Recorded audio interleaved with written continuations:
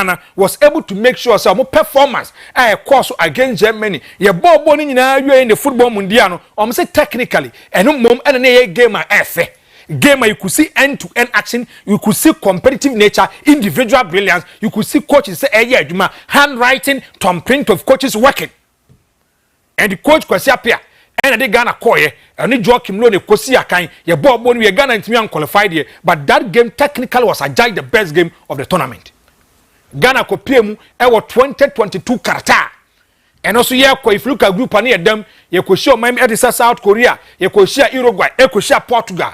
A man for there be ready a bit from. And if you look at that time, the pundits and the pandit or Moya sports now, they said there be the Ghana bet me him, and Ghana played against Portugal. We lost against Portugal, and we beat South Korea, but we couldn't beat against Uruguay. And the Ghana into me unqualified. From where I stand, and the little knowledge I know about football. Open players said, "You make World Cup here. We be catch some standard no format. People are linking them to the 2026 FIFA Football Mundial. A man for linking almost almost said that if you look at quality, if you look at standard, if you look at players, I say a kind exposure pedigree standard. Almost said them and listen to the football pundits more. We be no bit to say Kwame Dela.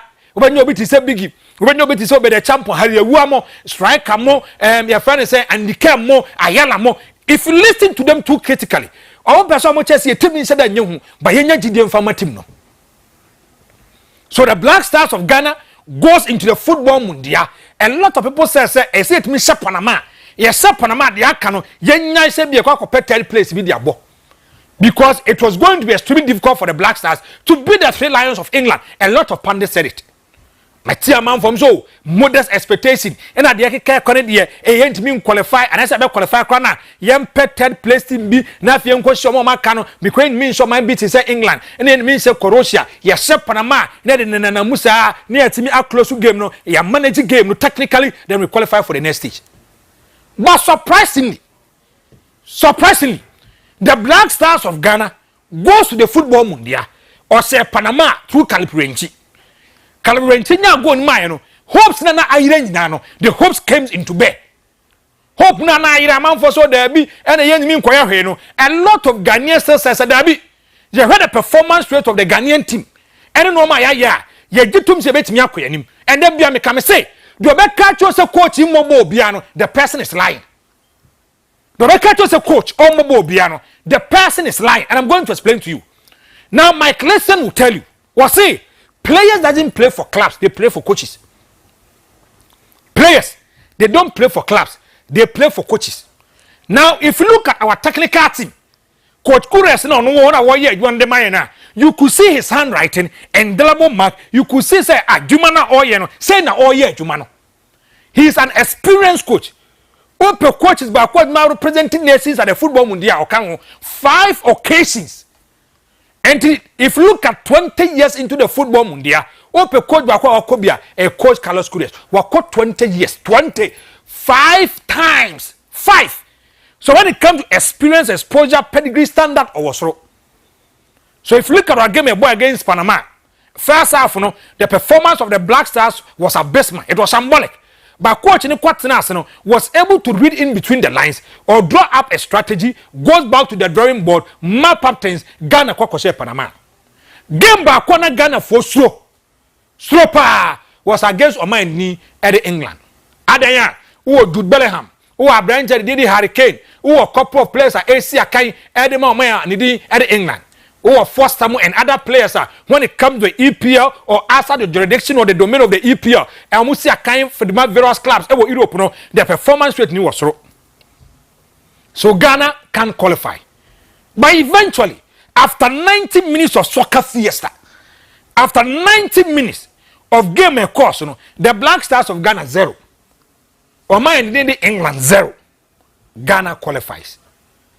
Nature make us ask me in the action and say, and then Yankopon ya domwa Lawson TV kwa kopemu wa Sofia. Lawson TV kwa kopemu wa Sofia.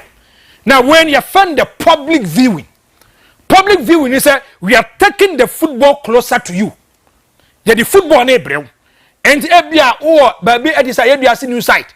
Why I say Leandaville owo ha sa hostel no so Lawson team from Mount Giant screen no Mount Giant screen no they are bringing the football mundial to you and Ghana against Panama honom ko yi no and you could see a lot of people that came in their numbers to support the Black Stars of Ghana.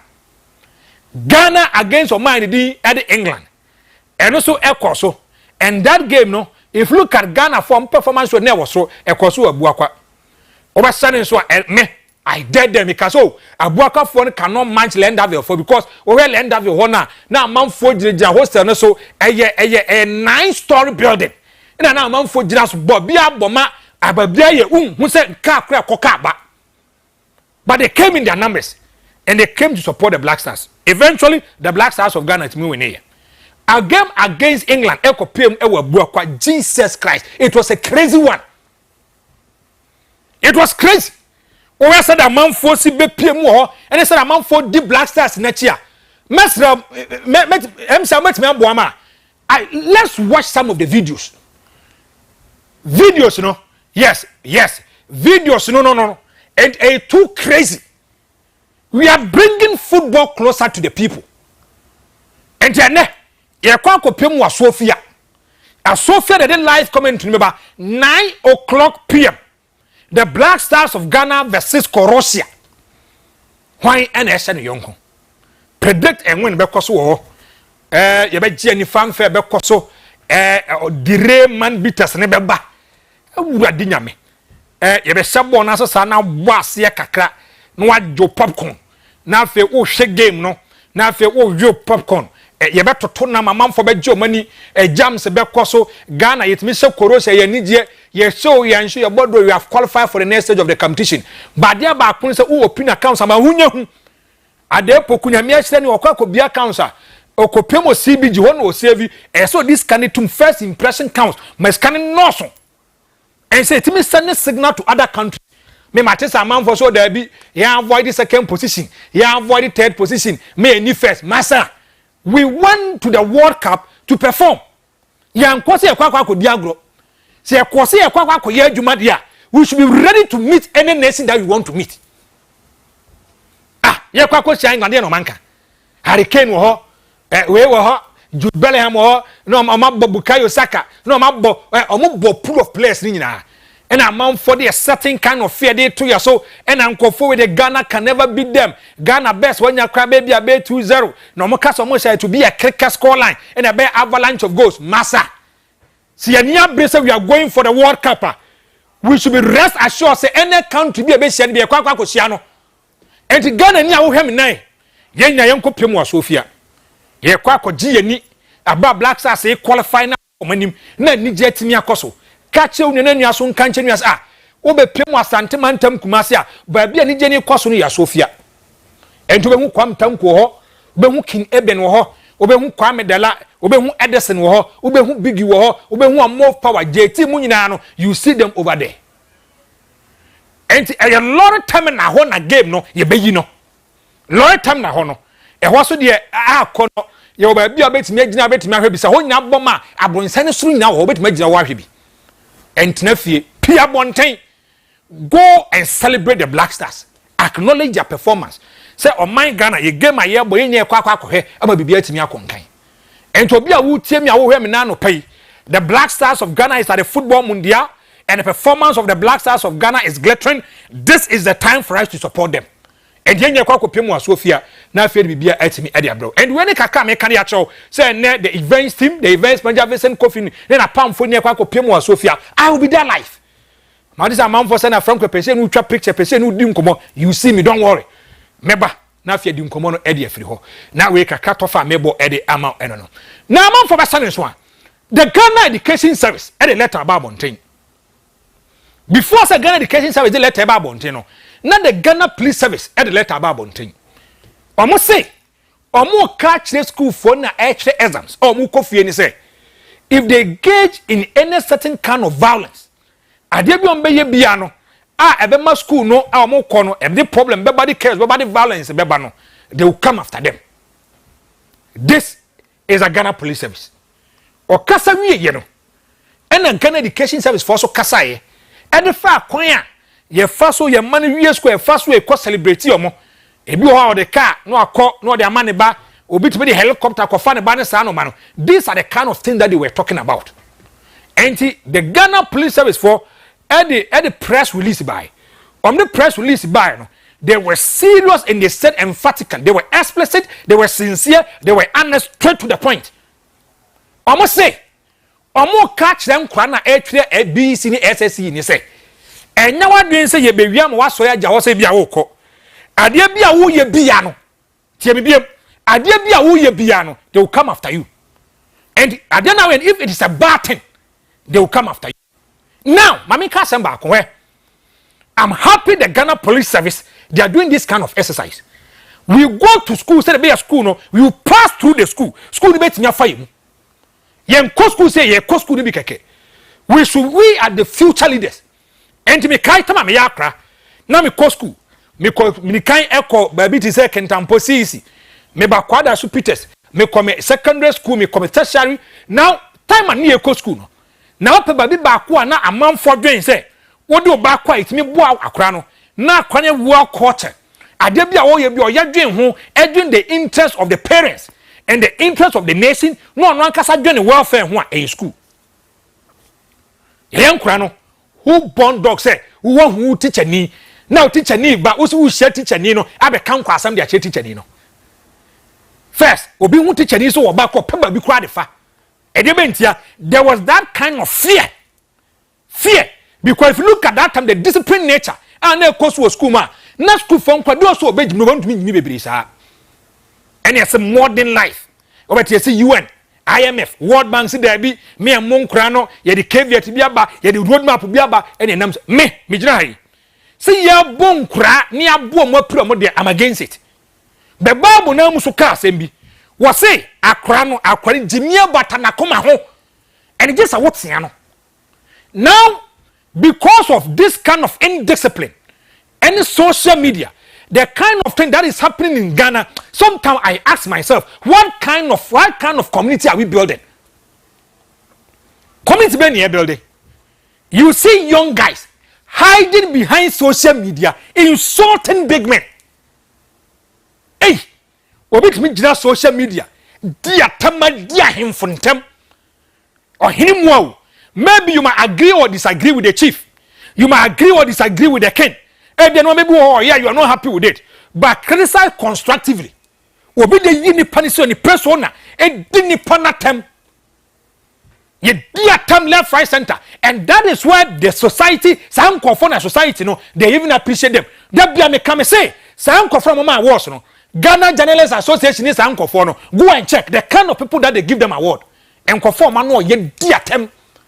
Adepoku de obo we oba fire won matem di dia rough adepoku ni we dia temwa so okay sa dia ye kwa ya award we don't scrutinize it, we don't look at the merits and demerits of the matter, we just take an informed decision and say money pan award. And now the community have come to understand say sa no man na say koso. So people behind social media then they'll be insulting people, the choice of words that they use and what they and then kwanasuya enkrano omasuya Ghana Education Service for some more kano any police service for some more kano I'm happy for it. Yeah, Ghana on yensuya de always I say this yensuya de we always take the reactive approach, we've never been proactive. Ghana assemble for fra reactive eja to ha kwen fa so ma ja mfa ho ne akwa kodum ja no ye set up a committee ye wie recommendations and findings we care less about them. And these are the kind of things that is happening in Ghana. Go and look at students. When you first ultimate dim pain for them wokroma. We didn't talk about it. We should let it go. We should let it we are in a democratic dispensation. They have their right. They can register their displeasure. They can say anything that they want to say. They can even insult their parents. And manama who coin. You say Ghana had nippon meaning at time your henny, but people even go beyond it. Ye dear tem the president and them two politicians at them. And dear tema rush for them. Rush for them. And dear so from paying for them. They went here because you have access to the microphone. Access to the microphone. Where I didn't get education service for can. There is a growing concern. I am extremely careful. It will get to a time, Ghana, we are sitting on a time bomb. And discipline, you diatem, violence, you boot teachers, yes, say no ma, rebentia. And Krani say, as I'm no more treno, I'm person of Bokrono, pay for some more Mokrono, so they will go after them. They will insult them. They will show them, say, no money city. Where? Are they way started? A lot of people says, are they way and when here, it will have a replica effect on Ghana. Among for Beshan one. Now, Akufo-Addo introduced the free senior high school in 2017. Before Akufo-Addo over, His Excellency John Dramani Mahama Abacha said progressively free. And he kakra near the aba. His Excellency Akufo-Addo Abacha said there be, whether we like it or not, say a true about the man said the President of the Republic of Ghana, he is going to make sure say every Ghanaian child born by a Ghanaian are free senior high school. And no, me, I have a problem to it. That is me. Me ankasa me no. I have a problem to it. I'll come and explain. See, you do baby, I may come and I'll come and explain to you. Now you did free senior high school buy. Free senior high school buy, you know. And I said there be school from Krano. You be kosa, your friend say yellow, green, blue. There be a be call first term, a be call second term. And no mind a preker say, oh, I say we move school near 3 weeks. BC basa. And you two so kakra. And you call you. Now, in 2020, something happened. Sadly, see, and I mean, say it is a growing concern. Say Ghana for young year, it will come back to hunters. Idea someone. And crack SSC. SSC or Mokwa almost say questions near the moment, questions needing. And questions not adding. They are attributing questions not adding to the doorstep of the president. News over kaya. And a man for my son is one. We no more course na areho. Where? Okopium was second year. Now the kind starting year was in second year. Now if you look at second year, a branch of Bakono second year college. So branches on Tiasia because say exams are year trend exams netting. In 2020 August, and was exams in adding. Kobna or Pieba Bontain, and no so come the scene so. And I could follow the one for the Niagro.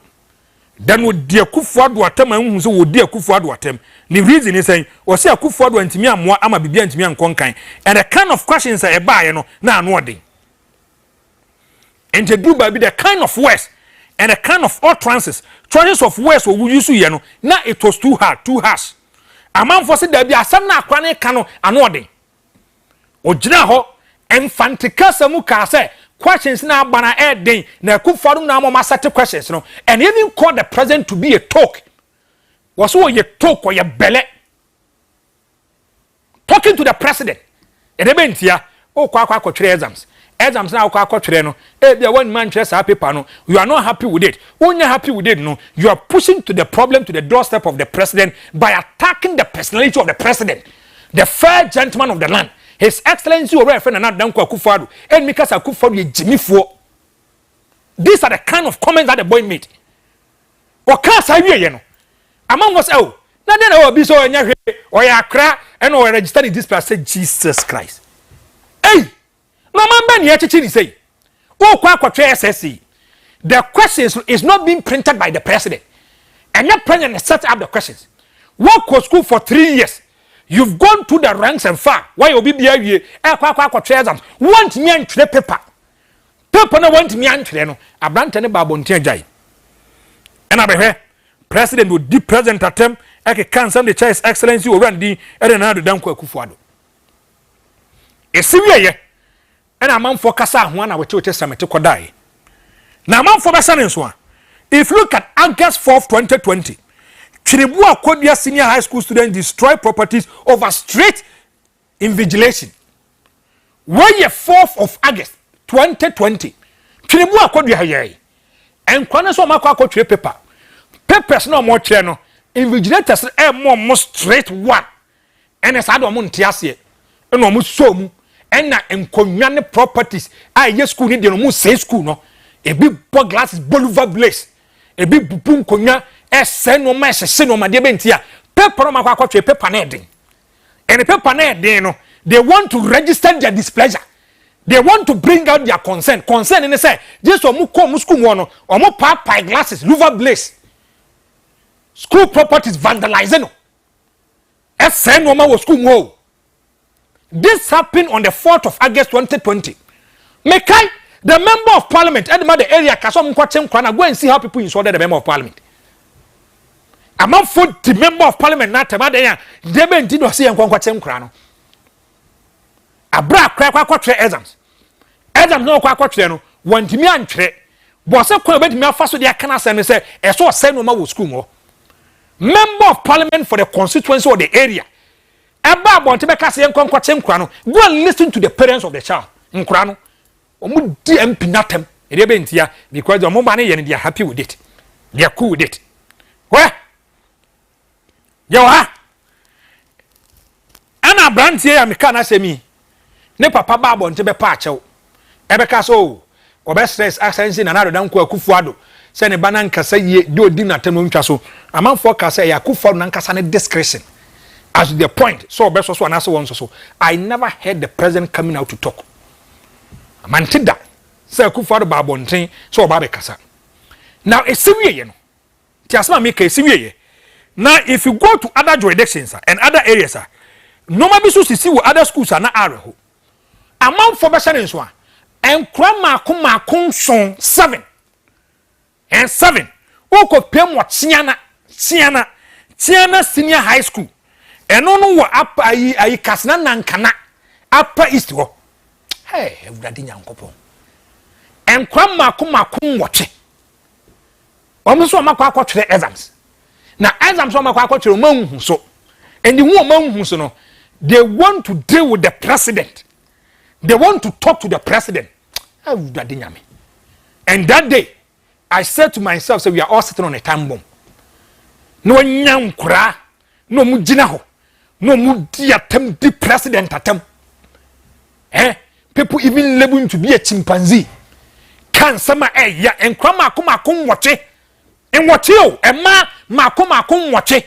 A so camera see almost hey Akufo-Addo hey tie ogen sa ya wan and a master questions the name no mu di atem. The first gentleman of the land at that material moment, the commander-in-chief of the Ghana Armed Forces, His Excellency Nana Addo Dankwa Akufo-Addo at that material moment was the president of the Republic of Ghana. Me say enyasem ketwa ye di atem we is on the 12th of January 2023 now about 3:54 p.m. and I'm kwama watchi omusom di atem di president atem eke cancel the chair president eke say president ni kwani nyansa a whole lot of issues. Now the Ghana Education Service conducted an investigation into it.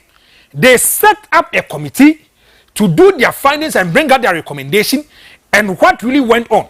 The inquiry here, was it meritable or wasn't meritable? Their course and I said, and I'm crying, I can come in some way. After say the Ghana Education Service that time, Director General for Eric in Cancer, Dr. Eric in Cancer, and Mokwatana set up committee. Now, upon some we will be a they said something. I must say, the inquiry here, a misconduct. The inquiry here in airtime. And the inquiry here, the Ghana Education Service, the mandatory body is sacking them. Because come first woman the president attempt, I can't say I chair president. I brought president in setting up questions. On your wasi and your wayek, on your certain questions, no. It is a misconduct. So Sadia, you jump quite you muddy. To my biggest surprise, at that time, the minority in parliament, or a Clement Apak, who copy minority when it comes to education, was it the punishment is too hard? Punishment, I know say. No moon so my young cra, a young cra and aquacoye, and it's hard enough when I any dear. But it should not be guaranteed to sacking. Clement Apak, minority. And a minority for so do my dear buy, on by no back casaye, and I and dear question dear, yadia, by His Excellency na do dan kwa kufu adomo as a sledgehammer ene ye de bo ade so we nya asem bia boroso enkrama akoma konwotwe ebi papa bra wabo enu akufu ado ebi papa nisuko akwa enu akufu ado but because of politics yet me bust so low into the gutters descend into the gutters. We insult the fair gentleman of the land. We insult the president. We use abusive words. We attack his persona. We attack his personality. We are using words at the choice and the utterances of the comments are bad. Because of politics. Clement apart must oh there be yenya enya she minority need the nkana need enya de but enya say yi omadi. And a man for starting here Ekasade fam. His Excellency Akufo-Addo didn't say anything. And when who say they are attacking the wrong people. And Akufo-Addo mo attack you, they are the wrong people. It's time for them to attack their own. Omo ankasa de no. Because the omo person mo attack no, they cannot even see the person. The person is not visible in front of them.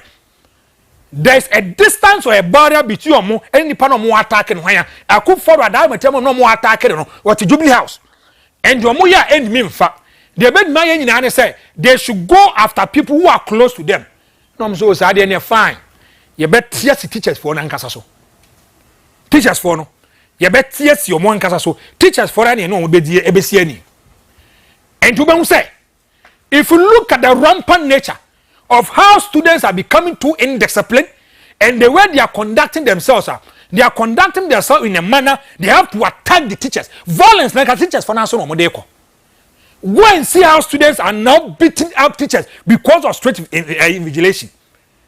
The teacher ni you bet ma kwa supervision awie obewie nto so ne nam record domirika na ekode bentia enkwane so mo kwan mo manwia because first now they were attacking the wrong people. They were attacking the president. President Nesono air den so be kono e bi o mi na no nkan we na emom sa nkofo betimi attack them one on one e nkofo e kire ya de na we should go after them. Tena me no kasa yi me je be kire exams awie anas ye kire exams no then you see students chasing up teachers where they mean from nkwa akiri na mother okopiem e wo Kade Senior High School amanfo be sane so a omo kwakotwe SSC no mo twe SSC ni wieye no school for na e wo school mo ne say on paper ba ko mo twe religious and moral studies omo de chaba ko e friend Mr. Kwesi wey is on the 31st of January ho baby teacher ni na mo kwan mo nya exams no so they are not happy with it as what make it they are not happy kwan ben so bet ma register mo displeasure by beating the teacher up and the teacher ni na ono call for invigilation no a wo hwe nkra ne so no teacher ni ya bu teacher ni pepra se video no kan come to so ma mo he nkra me mako nu nsia se teacher ni won bangalo religious and moral studies wa mo kwa mo manwia wa mo straight supervision invigilation no wa mana ya straight o ba so ba be sua de ma school ni inform no e bi de ya so ma be first school mu saa and teacher ni so won makwan mana on makwan no nkra be ye nsia nso mema akwa teacher ni abu teacher ni na de ba kwa wo se teacher ni ampe pachew e bu nkododwe kire nkan e ka che nkran se mesremo menya boni bia na akwa keto bu teacher ni asu teacher ni na mana kwan ma na nwie exams teacher ni no wa ma ne kwan ama na nwie exams and teacher ni ya bu teacher ni no prepra no e kopia mu e wo court Kade ase de bia me kam say open kofo ensua de school for ka ho nenjo mu nsua de ne say out of peer pressure peer influence they go and they forget where they are coming from omo asabe mu di san kwasa asemi jimisem no o mam no papa so ni bi hwe ankasa Kade video no wanka ma hwe ade do mu kopie mu court a court bo mu ka so obi abusuafo ntu over 2000 Ghana cedis no there's one gentleman ne papa di tundra na be fa dana na ne papa tri aka dana na ne papa tri aka no ne tundra no de ne koye. Ask yourself say san kwana na o maka no ebi maame tombo de ni mankani afi na kwa kopa bosade kwa kotua sa school ni wo mfa ho onwene ho enye na sem because say ni nuafo ye bi ni nuafo ye bi no omu jimi ezo nso di achi jimi bi to be so no musu jimi obe jimi sa and if you look at the course of Kade ye bo muka Now you say boko. And kwani say omo exam so omo twere no. There was strict supervision. Teachers from omo kwan omo anwia and asadia ya soldiers say no ma wo school mo. E dey be teachers from omo kwan omo anwia. Aba. And if you look at the way this case, and no teacher for SS Noma, SS school properties, Abba. And then of course Ghana. And then of course Ghana. Na school from cry a diatem, a dim pain fatum, and we sit, be bien where fire won't be bien where I see. We don't talk about wait. Hey, how are you? On my court exams. Ya mo kwa mo manwia eno no school pipe wakwa say ya BS so papai no ma so kwa exams awo twere no ya ma no kwa ma na mokro no ama na nyimi ti asam no ya ma no kwa ma na mokro no and the corner ya ma no kwa ma na mo no look at what the child is doing pipe and what be pipe and say na bibia nkon and you see they I say omuwo that way of showing say as a yensrohe and the areho o hwe no ma ekoso a areho na de boku video ba ko no ho amfa nto so mame enkura ma o mawie school after writing their last paper ye wurade nyankopon hey Elder Kumi, the Church of Pentecost, mu adwuma ye o twumdu ase. Ona ye presiding elder, mu adwuma ye papa elder. And the teachings just am de ba. Enkwa na wie school. Enkwa na wie school wie ye no. O say they are celebrating so ma wie senior high school. E do mo dey celebrate. What I mean kasa o de wa hwe. O say o ma wie o. O ma wie senior high school. O mo wie senior high school no, o mo gi o mani. So they are doing champagne, they are omaniaje, and a next no. Look at what they are using to celebrate. We are doing celebrating. After our VSS, and the first degree and BBA, so the second master's class and what thing will be a senior high school? And nansa or Babesia, come a memon ponum, my mema enum, and memon cabenum sacred and Kenya. Oba besia nka oba wo nom nsa efere no kohwe oba besia akwa onyanya 18 years akwa enya 19 years akwa onya 20 years wode nsa na eginani ode nsa na eginani entia me se Elder Kumi the Church of Pentecost mu adwuma ye asofo amohwe mu adwuma ye parents and guardians mu adwuma akwa wa wie senior high school onko ba bia o onkita first degree onkita second oni masters o akwa ketwa se da bi ade ono de ba gina ni sa giso onom nsam obi amu so and ade na onye nsie o in the full glare of the cameras and where you dey so wo bro obi amu so wo bro o man ben ye chichiri o man ben ye chichiri se mon tie se efre bi so ba ye friend house party adepoku na no me hwe obi start or say on the 27th of June they are doing a house party there o ma wie senior high school and to wo ba for partner kan wona fa ne bra na mo nkonko gi o mani aba first Ghana ha anka obi ba si papa mu si obi ba no wo gimi a obetimi atea no obetimi abo no ye nkura se wo se pan mu kura so no ma e ba be kwa gi no ma de kwa gja no ye nkura wontimi nkoba bia mpanyifo wo because if you look at our culture and the family value settings den se mpanyifo kura di omko abetimi akom to dey go and check and now me catch them say you see ukopiem e university we need 50,000 students to emu 30,000 are into drugs nano enkofobi ye form the general mo kopiem e watamale also kopiem watamale a enkomo interview nkwa 385 four schools no interview mo 41.6% of them are into drugs 41.6% are into drugs you see enkwa na nom drugs no 64% lose concentration in class. 64%. They lose concentration in class. What is happening in Ghana? What is happening?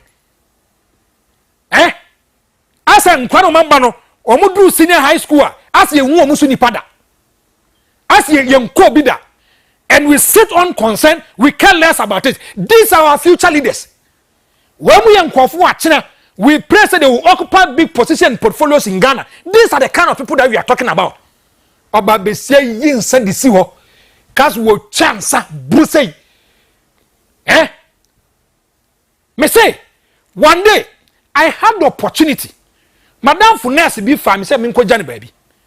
Me say that I said to myself, say Jesus, we have a long way to go. Kwafyam kwaketwa enum sesa. En kwaketwa omo num sesa. Wo twina wusie funanum ba na mana baaji so ye.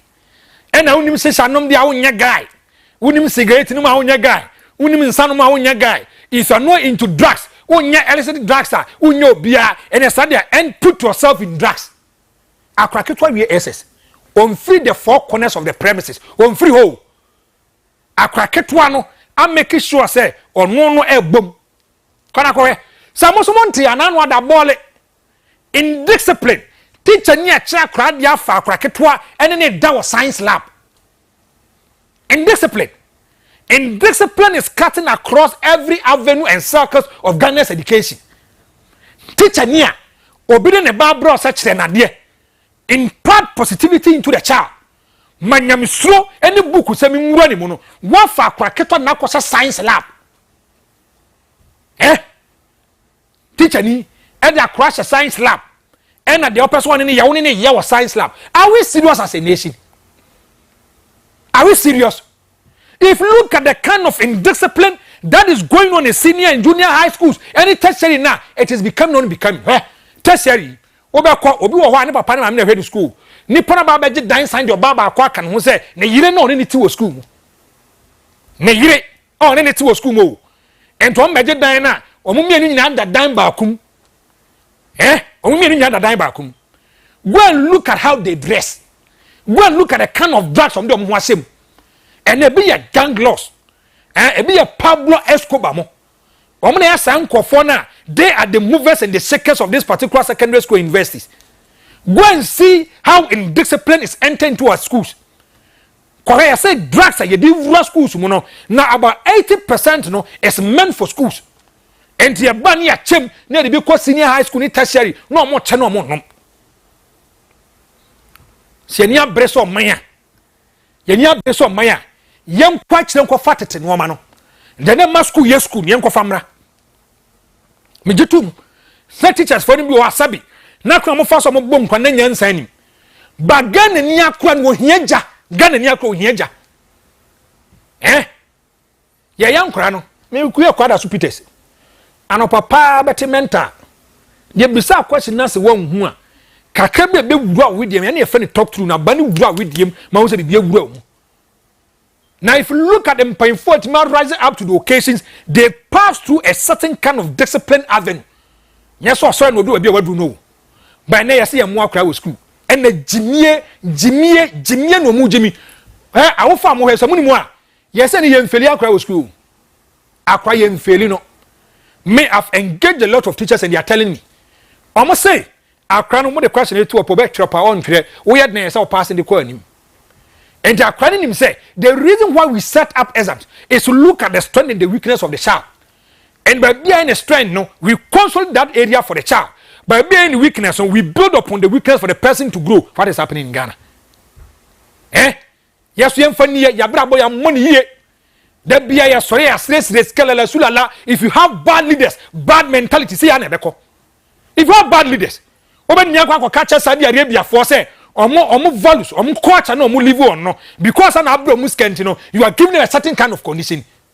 They will tell you to hell with your program. Ghana, amhoche lela sulala da bia yesradie enti kwa de oma wuska no da bia on ne be mo ade ese wo ye. Enti obeka to say emmon kra no obeka say obu akra na a problem and you are bring out conventions and conditions obu akra is going to be the problem. this is what is happening in your senior high school. DSC no, I was senior high school no. Any been a me de chero no. Enquire bro, enquire buticha for, enquire the two school properties in Adaya because of SSC. Because of SSC, straight supervision. Ya mo kwan amoma nwa exams ntino, they are not happy. And I dey put videos na toto so no. Hwe nkran ketwa. Kwan o ma fa so a, o mo bro eje o mani egu o mo ni mu ase. Now adapoku Oko Monikasa afutuo bi aba mommo amanfo ntie ne hwe nsema yekoso no woda fam o twempna woda fam ha twa wuhu esinsuo wufu yakodina na fe ha bementi nani meme ebi wo wonyi mu wi a wo yo ba no be dropi onu obekọ ni school na woko wi a no aka to ose meme mpobo wa de wo be ye ne ha no na nu wi a ebi wo 13 14 15 11 years kura wa ha na wo twempena wi nansa awo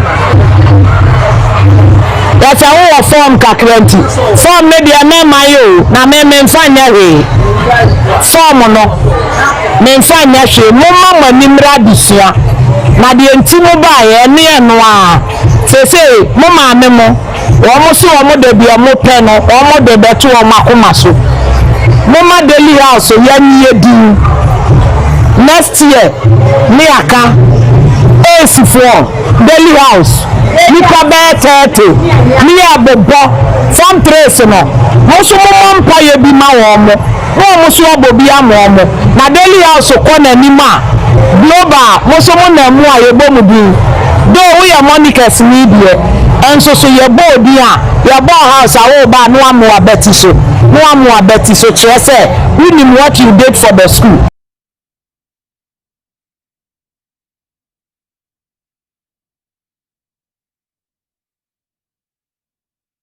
This is what the woman is telling the kids. Mama no oye adwuma was in monikers. Asema wo catch them kran wo say and obeti wo form ohun femani je wo ho be ma no be dada ono da wie no no da wie na akokonye mo a wo kina be ma no no nyim ye no be san catch us on pembo one obe catch us po ba wadimi akosku adurachi opo ba ya aburaba oba owo nkan oba odini pie be ya kono oba na education level was so these are the kind of women that I'm looking for. Sana boys ne be catch you and that be on unyam spec unyo mfantum hofo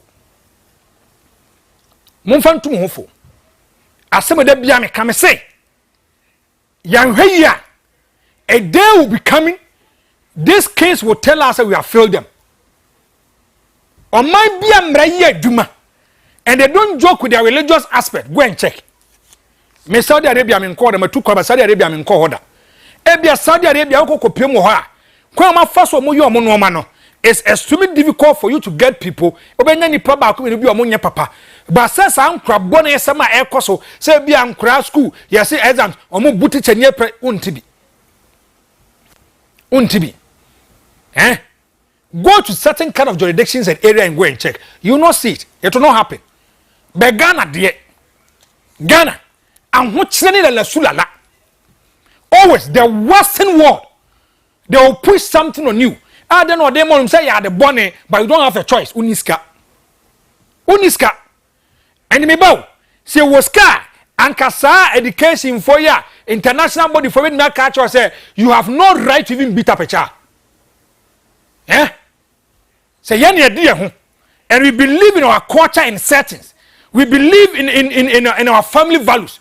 We believe that be Ghana had the per culture crown wo Jimmy fa ba tia no ene ade aba tia nkwa wo kroma anka sai Jimmy obekoso say school ni so atwa zam sawie exams want me antre sai de okwa ko bu teacher ni no he exams ne so no am an street supervision me ko bono akran be me aka acha say exams na ba na den dodo into the president of the Republic of Ghana me di dinatam attack the person and the personality of the president. Use abusive, uncivilized, uncultured words. And we are happy. We sit on concern. We care less about it. Me say teachers for not catch them say, who a teacher in Nadia Baka Kra or me for education service. And where would license as a teacher, they charge about Jimmy films them. And then Kran Cosqua Jimmy. I can't go to Nassau Panorama class or Power my class. We had near about passing. Because it's mandatory for you to pass a child. And that's so much as on fast one day. Exams no more train, as on fast one day. The reason why we write exams, we look at the strength and the weakness of the child. School ni ye hu na ho odin ba bia otosin wo no ye boane brother mani timi kwa animu. What is happening in Ghana? What is happening?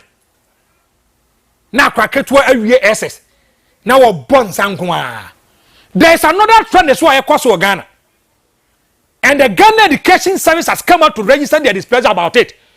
Almost a headmaster ombe say akrabia wie school. Na akwani wie school no. Ya send papa anana wofo anani nia say wa toka de abre no and decide they will yi in the full glare of the Ghanaian public no. Who headmaster and they have a problem with you. Say videos ni bu wa men kakra. Akra wie school. Me jitum. Say bia me banana. Nyame ya dom. Na sa me bani timi wie senior high school. Na se mi woska. Na mpesa me to G wagon. Me pesa me to Lincoln Navigator. Me pesa me to any form of car de manwa.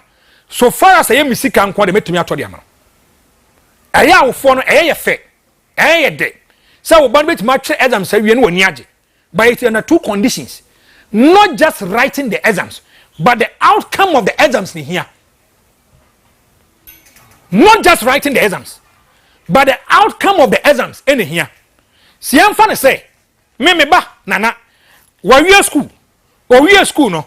Be also dada, me call school ni fans bin person be come fans pem. And I said them 8 A's. 8 A's is kasa me talk achawa. Me talk nacha on the basis say me ba what match exams what me pass and pass what I'm giving you this. Obian in the mindset. Obi so be okacha ne ban say what me ko esa corner we are mecha wade. I don't have a problem related to it. But the way we celebrate it, the way we celebrate it, the way we talk about it, go and check. Akwa school, near top vest, near the mano, near school for them, near badge. So it started with this. This. I never call one Monica's home. Monica's this. And my minister was a partner in the banner school and a fair, and no man this. The next one I tell you. No, be so akwa to Hyundai $38,000 so their money ba. Now no, papa be say, ne be wie school ne ba friend be say dada. What the trot for the baba family and now so the private car baba family. We are creating unnecessary competitions in school. Unnecessary competitions in school. And akwa gina ho. Akwa bia ohun say bia ni papa woska. And said about me talk man one yan talk man. That akrano will try to be a problem to the father. Oba say papa no and that ultimo den and I will be yaman ba me their own family who won me ho unnecessary competition. Unnecessary. And me many GS for ya doing. I then no more ba na ye pa. So oba we school. Now person o ma oba na ni gia. It should not be in the four corners of the school. Four corners of the school no enya ho na so mani je ni koso opa akoto party obi apesa akoto party opa to helicopter fache no opa de opa bia ye ma no but it should not be in the full glare of the children because enkwa no ye de mu ko school so mu nkosua de we didn't go there to do economic activities e da bia meka me say o ko schools bi wo ho a ye se obi a brown slippers e be ma ba so bi papa wo scap obi ma tompa ba fofo ye se da bi we should see ourselves as co-equal. We should not create a certain kind of impression. Say we are doing economic activities for school. Now we so be every school. Now omo boy is a trumpet to say near budget so near kwa Lincoln Navigator near kwa we ba ho kra me take say helicopter ko fo biba. And na ede. And no na ede. Why are we bringing unnecessary? I started with Toyota Vest. And a Hyundai $38,000. And a helicopter ni no man never bum. We are creating a certain kind of environment. Say environment, it is dangerous. Not dangerous, but extremely dangerous. And to me, many GS for the yard. Now me many GS for the number.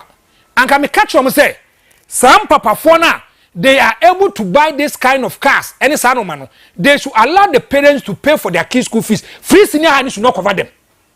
Because the motive of the free senior high na they buy, you know. Yes, they will be a bank school. Me free senior high come have a problem related to it. I have a problem. Now me come say your schools be a category A, category B, category C, category D. What about you see category A school? Be the same fansipim.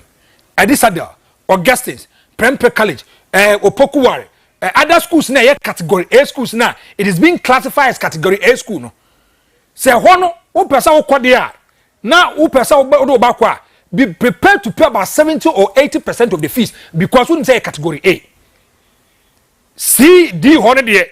Any yebejemo ebe ye mamuntu yahe. Ghana new man opportunity. They just want to abuse it. They just want to abuse it. Kadi yakwaso groma. Akra wiye school ebi nnom nsa number pass to talk cars and no ma de che omo ni e boje so ni e ye dede me papa ni o na wa ye say ni ye yi na ye den. Enti amaka me school ye de nkra ko school for not economical activities but for social activities for them to learn. Yenya sa no ma we na so ni mfaso. We are going for a short commercial break. E ba to aso. Me did also have a with my friend Franko the hater. We call this particular show the weekly verdict. Here by here.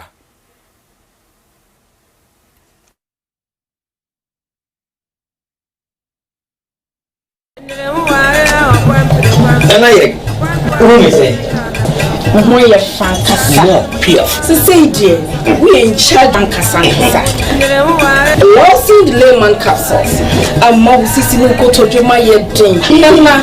No, so Lawson Locke, Mr. Unless you see what I'm always what if you want you're free to come to I say for semi boom round one. Lawson Locke, Mr. Lawson layman capsule. More your brain, more and allow. Lawson Locke, Mr. Lawson layman capsules. Do you know what you feel? Delay man capsules and men feed do what they cronkwan and a low care mixture so a pay for a ma woman new for anyone I want in fear do what train son come FDA a J. Tell me the tell me one what is a name for penny. Hey! Quati adawrumo, me yonko quati, na dawruma. Enu enumere wuye aduane asori wura dem ana me fefe me se dabon. Ana quati ebere meduru. Eduru odebere me no se Lawson heba, Mr. Na me sisi me pechi ene me ho na matwetwe me ene me kyese madwonku ene me sei na wonka me do futwa so empre ho enya no nko wodi Lawson heba ointment me sisi me kotodwe ne me pechi me ho na me yawo me ntinu a na atwetwe me nyina me no ye di Israel eko me benefit ko mu yawo na ha no ono bie no eko na malaria ne die etuase ebekudi Lawson Herbal Clinic 0242 133 577. Hwese wa malaria test ansa na wafa adro yi enye ma apenfo emma warema wo manofo ene mofra woni mfie dumienu. Lawson Herbal Mixture any Lawson ointment ehun asidaye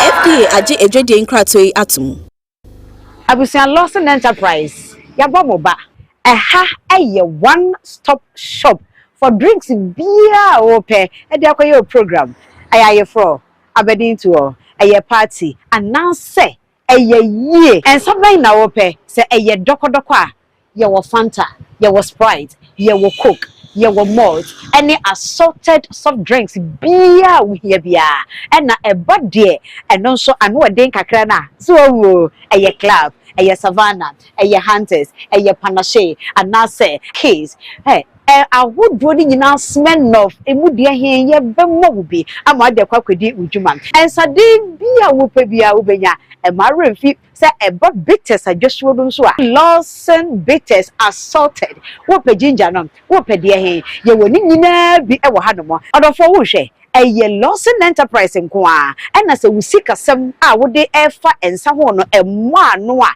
utimi ba eme ye mo wonsa ne bi e de koyo program uwi a no ba betia ensa bia wo pe ene duduo bia wo pe no obenya ne faako atufuo bo ene ye de ema wo anya Lawson Enterprise unya ne ba bia ene nti wo ba na wo bedru Lawson Enterprise e wo kwada so hwumase a ensa bia wo pe ene duduo bia wo hia no wonsa beka hwehwe Lawson Enterprise e chia kwai e wo kwada so hwumase ye ni rollers e di hwe ni mo fe number ye guasi na ye monkomo Lawson Enterprise, one-stop shop for all drinks. Lawson Enterprise and sahudu nyina dwesuo ne ha. Lawson Enterprise.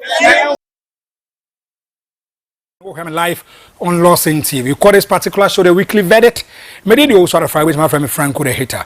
And Chene yes sorry Jumadini. So America catches and Yankopon Yaduma, the Black Stars of Ghana get a better to ya El Asofia ho and another events team.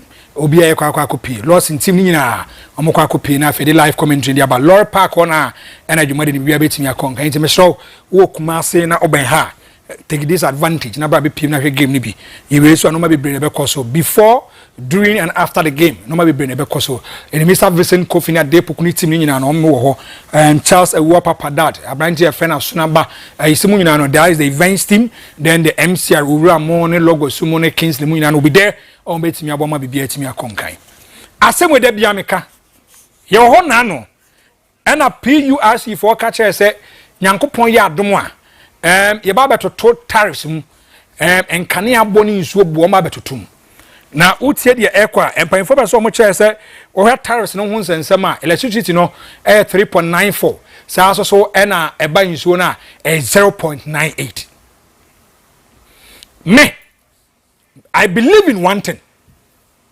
And now, good tani AGI for Kasai in relation to this.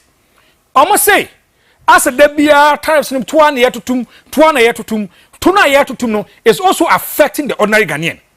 Now business will begin to fold up. Things will go against businessmen. And the businessman will pass it to the final consumer. And the final consumer will never be. I say with debia me come say, when politicians are in opposition, what they will say a day. But if they come to power, they do a direct opposite of what is happening. As well as me say, our power is different. More power, the opposition, you know, what doing Ghana for who change will be if they get the opportunity to come into power, they will do a direct opposite. They basically and these are the kind of things that is happening. These are the kind of things that is happening.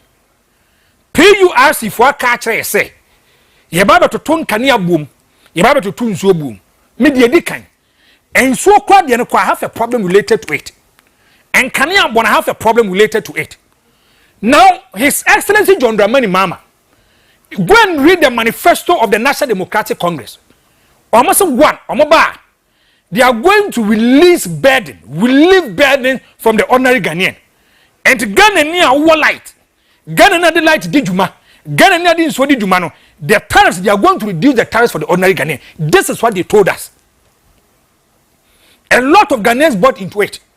Because now my phones are cool forward by no. People label them to be insensitive. People label them to be inhuman. When my first one be in Ghana, for come first one you man and yet. So prior to the 2024 elections, go and read the manifesto of the NDC. And go and listen to what the NDC told the ordinary Ghanaian. And on the 7th of December 2024, we go into polls. Yekoko to abano. And Ghana force there be 1.7 million votes gap between the NPP and the NDC. The NDC is going to delay the 8. The NPP was too desperate in breaking the 8. The NDC was too desperate in delaying the 8. Since this Fourth Republic, Abambian what me ko beyond 8 years. And the NPP ko 8 years. Na NDC ko 8 years. But the NPP was too serious and too desperate in breaking the 8. And the club anyway, yeah. And His Excellency John Dramani Mama. Eka sembi. Sir, omba boa electricity tariffs na etimi aba form. Now I want to paint a certain kind of picture to you. Me say politicians omo nka no kore. Ghanaian politicians. Hey, open kofo an kan kwe wo wiase a Ghanaian politicians are number 1 ye wa ha ena His Excellency John Dramani Mahama ka che say oni minister for labor and employment akwa nkomo esanse Ghana ho chene atete wa nti no de omo kan nyina ne say omo to maka to mo by 10%. Ama omo ka so after His Excellency John Dramani Mahama aba ene de wa kan de omo de be ya adwuma ama de 10% no akonkan. I want to take you back. Now, if you look at the new Patriotic Party and already the Edenanado Danko Akufuado and the NPP, if you look at Norma Akoswa, today I'll break it down for you. Now, what said the AGI for Neka? Almost because of commercial and technical losses, ECG fund the ban. So it is affecting the ordinary Ghanaian. Me, fees ya woman minti bida. Say ECG for catches or many fasoda. There be a man force is a government agency. The government agency is not meant to make profit, agreed. That same government agency is not meant to make losses. If you are going by that analogy, you say, sa company no, ya bind ye no, and you say enyam faso. Sa so one is sa company and you say boka. But if you look at ECG, this is Excellency John Dramani Mahama talking. You talk about man. On December 16, 2024, listen to what the president said. Almost say 32% of technical and commercial losses are ECG for the ban. Now, if you look at the data, 80 billion Ghana cedis, commercial losses and technical losses. Where yes, will be a tap will be the car on Sanomano. And listen to this. Almost say, if you look at cash flow, collection funds come it has reduced by 50%. Meso per company ba komunye serious ECG form ECG. Ome number 1. Obi be catch us opemeter. No atele ta koma ECG for be catch us say omuni meter wo ho. Obi use meter 2 years. 3 years. No atele ta koma ECG for na catch us say ma use meter 2 to 3 years. Mo magje light bill do ECG for say nyo masem. Ye dem fire ho. Ni pona kasa timi nante kwa ECG for ho. Wakache ECG for ne say Jack. Mete ha 7 years ni light bill nyama yo. Am say anya ya sembo ye de ho. And if you look at commercial and technical losses, and 47.2 billion Ghana cedis.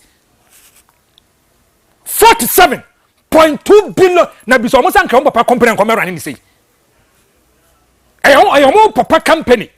And on papa wojo man japade you know so mo running company na say na come run no technical losses and commercial losses alone is jumping to 47.2 billion aden and that be yetum that be omo obrofo baako efficient power supply ne nje yetum say efficient power supply that be asama mo kan nyina no that be asama mo kan nyina no. Now, as some of them me come say, over said the normal see cost for Ghana how it will get to a time. A lot of people are not going to take politicians so serious, and I will explain to you. Where, if you look at His Excellency John Dramani Mahama, Oba taking over as the President of the Republic of Ghana, me patrol PTA. Way the 3rd of May 2025, Yatunkania boom 14.75. As I make it here, Omudi can command my for standard of living 10%. Omakatia, Omudi mom in January. In May, any about 2 light bill 14.75. 14.75. Now, if you look at March, and Omote so by 4.81%. And then so Omote by 3.06. And if we had the if you look at May no 14.75. Now on the 1st of July 2025, any two can you boom 2.45%. 1st January 1.14%. Now if you look at thereby, who can you boom is sum up to 28.14%. 28.14%. And now that you can some fofro. Now go and check a Kufaru era. From 2017 to 2021, Men can't across Omutu boom, Omutu light bill boom. It got to a point. They even reduced the tariffs by 17.5%. My problem is, like better you turn higher, but the kind of commercial and technical losses in a that is why I have a problem. Me so pe company ba ko munye serious a ECG o munye serious o man ba ko say ECG Ghana ni be catch us ni meter or your problem with the meter o me catch us o onyo masem obi catch them o say ba bi o mo community ni o e ko 4 years ni 4 years ECG former home light builder o bi so o mo say sa meter no mo de ye ma say street bulb say de e dey sa meter ne dey abram dey mean taxi o mo we meeting say no be say who pass say what kind of nation are we building? What kind of nation are we building? Because we say nobody be see ko na tien sama ekwa eyen sama areho na yen sama eya. Because if you look at how the ordinary Ghanaian ebi bre and so mo santimi akalite ebi bre and so no matimi akoso ye de amomo. Go and check how people are going through a lot. So say more to me they are going to pass it to the final consumer. Ghana Nino, and no matter ton the amount of Jamudiamano. And if you look at how we are increasing tariffs, the Omo catch and no more Yadiamaye. Nana me Katin and Enam. And I'm a catcher KT said, once omative also. The next 1 week, over some of the Quack lighting was Franko and Pampanan or catch him. That's why I can't correct. Or catch him. So that's why I catch him. You promise, I catch somebody will live burden of the ordinary Ghanaian. We are going to get efficient power supply and power more yard. Makade some change transformers. Makade some more bois ama bibia timia konanim. But Ghana ni so obre. Ghana ni so obre. Nana me kan mese aka biem. Yese bibia boa ba fom en kra. Ukwa krom so a ade na nya saa so na tie. Eye no kra there are some components or commodities a ukwa ne boa ba fom. Ebi so akwa ne boa tie saa na tie. Kwa na ekosoro. Kwana enanu pa mi ba ma mi to okasa ena no man kra baba fom nanso obi anu oba beto. I didn't say it ma mi bi na eka ena no man no we say atoto to no man bo so no kra so obi anu oba beto. What is going on? What is the problem? What is the problem? Dey na see because if you look at tariffs me say Ghana water for kwada am pese meti omunka Ghana water me ba bia me ye adwuma yi ahonjo run about Lawson TV, Lawson Radio. A 3 weeks near in so far tap no in so manda. A 3 weeks. 3 weeks in so manda. In so manda. But sans one in Yamma, Oma Kato said they are going to increase the tariff by 0.98%. So I didn't know Pun and Kawisun and Kaya to Manking how. They are telling no. Unya. And I did tariffs ni be come one and how.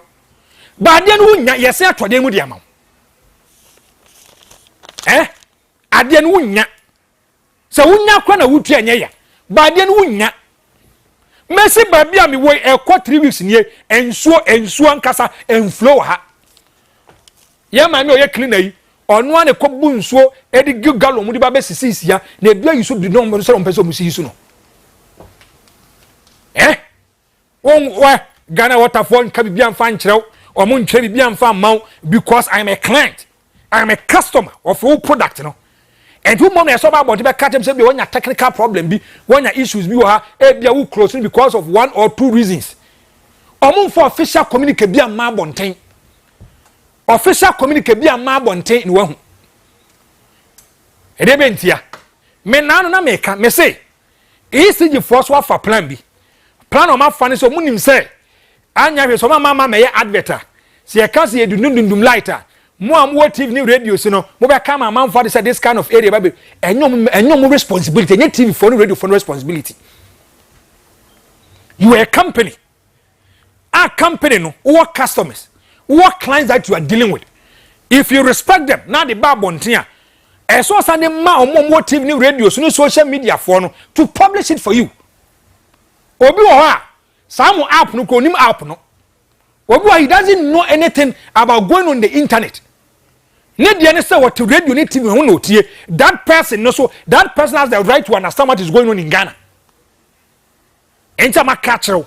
So on the 16th of December 2024, His Excellency John Dramani Mahama say, if you look at commercial and technical losses for the ECG, a 32%, a 47.2 billion Ghana cedis. ECG for an boss I can go. ECG for ono illegal connection. They know them. Omonim. They know people are doing illegal connections. They know people are not paying their bills. But why is it they are not going after them? Obiye coastal when mean to a light bill. You be now you say parliament they cut over 4 million Ghana cedis. Yen kon kuchem. You see sports stadium they cut near January. Go and see how big people are owing ECG. Instead of them to go after them, they can't go after them. Ghana ni nani who mobo. Ghana ni no have vulnerable. When you be a bit man can asem their man no. You see ECG attacking them. Tariffs, yeah, increment tariffs every right. Acha 3 months, acha 4 months, ebeba, one of the baby boom. I know Sadiana say a template to say again. No more about a minimum efficient power supply. And there ben no matter as well they can say. If a technocrat wants to confuse you, he will use technical words into one tiasi. A technocrat. So person confuse you are. There be obey technical words. They are going to use technical words as the reason why they are increasing the tariffs. So BBKG and they won't tiasi. Did over tiasi and say yo about tinko. The more can they are just confusing you. They are just confusing you. What is happening? And mesre tariffs and AGI for the good for na catch the ECG for no. They attend the PURC force and yet there be an uncle for catch them some person by 2 number to their mom. It should not be that standard. You should tax them. A cano more than the technical loss say call as she like ni bigu amount for you like ni fino. They should go after them. If they go after them, they can collect the money. Messi as a revenue money, it has dropped by 50% in terms of cash collection. Are they? When the power chroma sa easy for now bet ya babetum and I me say obi so used to meet more than 5 years nipa ne say ontua light builder ene ehia omo obi timi nante ko e o ka chem so mesrem ade mu hwe na munye ne yo enso inform ho en mesre tariffs ne de mu increase no but Ghanaians are talking about it. Ghanaians are saying say yeah, this is not what you promise us. The moment catch you know, enye na moye. Eno kwa mo buy mo yino ma ba ku menu afiri ho. Now the dollar is in a stable condition, the economy is in a good position. But we have a problem. Tariffs no was so do. Tariffs no ano do. And let me say this. I am one pa say yebo World Cup. Now World Cup na yebo no. E do Ghana match bia e dum like mentiase.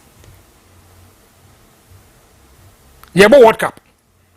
Oba kai ECG for some make kire no. Omo se Kumasi there were problem. They will visit the problem after the World Cup. And to load shedding any doom so no. Any so omo de sa your friend is saying transformers no. Oh my best son nyina amana ye adwuma no. After the World Cup, and be started for so they want Ghanaians, especially people around Kumasi locality, no, to enjoy the World Cup. Ghana against Panama, no maduno. Ghana against Panama, no maduno. Ghana against England, no maduno. And then Ghana ni Croatia, Munsai numno. Ghana ni Croatia, and a bababo, Munsai numno. And Mestre, we should be serious as a nation. If you look at lighter power, say the man for Swiss power or Croman, who did Diago Kakabia wa hobby? What did Diago Kakabia wa hobby? And Mestre, we should not joke with it. His Excellency John Dramani Mahama, more catches some about tariffs and more tariffs na ya kono. Ghana you are going to leave burden from the ordinary Ghanaian. So what is happening? What is going on? Now one day you say fu was so about 13.3. Say someone must street of Musu near BA. They said dollar a barrel of crude $78. and the bit my ton be 10 Ghana cedis. Sa 13.80 net dakrano. I have a problem related to it. And $78. And they say buffum. Ghana nkwa and I to dem antanto mesi atum. Ye teswa na dani problem. Every Ghanaian naturally is born bad, corrupt. Adwembone nkwa. And message His Excellency John Dramani Mama, mo adwuma and some mo kan ye, and am kan buy if you look at the kind of tariffs or why increase na, and na me body no. If you look at March, if you look at 1st of May 2025, what they call 14.75. 1st July 2025, what they call 2.45. And also, if you look at 1st October, what they call 1.14. 1st January 2026, 9.8. Then year 28.14. So also, and at 3rd of March 2026, so to about 4.81. And other what about 3.06. And Adam New can say, what's in your pejam at the quarter 8.94, 0.98. In Messi, His Excellency John Dramani Mama, Momwa, Magana and Timin Konenim. Na bi andimi mfa ntuma pamfamfra ha na edi dwumade ni besi before sa mekono we dem me okom yankasa me krom okopem wanchi a wanchi akwamu hene me ne okasa nyankopon ato ne nsa de afre no entina nkonwa wo wanchi ene mpamfo wo wanchi aka kire me se me wo ho kwan se me bohu dawro mo obi atimete se wanchi akwamu hene nana akire kokwajan the second nana akire kokwajan the second the private name no na James Opoku Amufa no or a former Ghana Airways manager Kumasi any Cotonou Benin me no ka say nyankopon ato nsa e dia frɛ na enti wanchi hima empanfo wanchi ntran konwa nyina ne ma na busuafo ne wo faase bright mu nyina say ye ho kwan say ye ka mo obi ate say yankasa ye papa ya de nyina na akire kokwajan the second wanchi ekwamu hene onu ankopon ato nsa e dia frɛ no and enche na wotwe ho hyehyɛ nyina mo de beba ye ho hyehyɛ nyina so no omo de beba nana me ma dem refa die wankasa wo ba wade nyina Franko de me ka sɛ nyankopon ka ho no mpagyaw no mfa nko pie ba bia pɛ sɛ obiko akopie bia ejiminya bright hyɛden wanchi ntran konwa nyina so mo hyɛden wanchi fo nyina mo hyɛden akwamu fo nyina so mo hyɛden na me adwa na suke be se ahia na afeli the weekly verdict e dia bro me din e de wo sort Frank with my friend Franko the hitter Adai Poku Emmanuel and is a producer for the show. Abranche a fan 7 and Abranche and Din Ede Ura logo Sumunina and Eboy and my beer to me conkai. You're saying, Yamia Madon, you be until then, peace, shalom, Yakubia. And I Moya fantastic. So say dear, we in charge and Cassandra. Lawson the layman capsules. A mob sissy no go to Joma yet drink. No, near. so Lawson Lotte, Mr. And let's you. I'm always if you want you're free to come to I say for semi boom round one. Lawson Lotte, Mr. Lawson the layman capsules. More your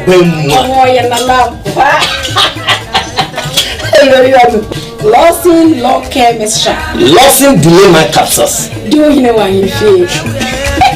Delay man capsules. A member do feed do what they cronkwan and a law care mixture so a pay for a ma woman no for anyone that won't need feed do what train son can FDA aje edreding. Tell me the tell me one what you say na me sako fa pani. Hey! Kwati adawrumo me yonko kwati na adawruma enu anwumre wo ye aduane asori wura dem ana me fefe me se dabon ana kwati ebere meduro eduro de bere me no se Lawson heba Mr. Na me sisi me pechi ene me ho na matwetwe me ene me kyese madwonku ene me sei na de na won ka me do futwa so empre ho enye no nko wo de Lawson heba ointment me sisi me kotodwe ne me pechi me ho na me yawo mintimwa na etwetwe me nyina me no ye de Israel eko me benefit ko mu yawo na na ha no onu bie no eko na malaria ne die etu asie bekude Lawson Herbal Clinic 0242 133 577. Hwese wa malaria test ansa na wafa adro yi enya ma apenfo emma warema wo manofo ene mofra woni mfie dumienu. Lawson Herbal mixture any Lawson ointment ehwa sedaye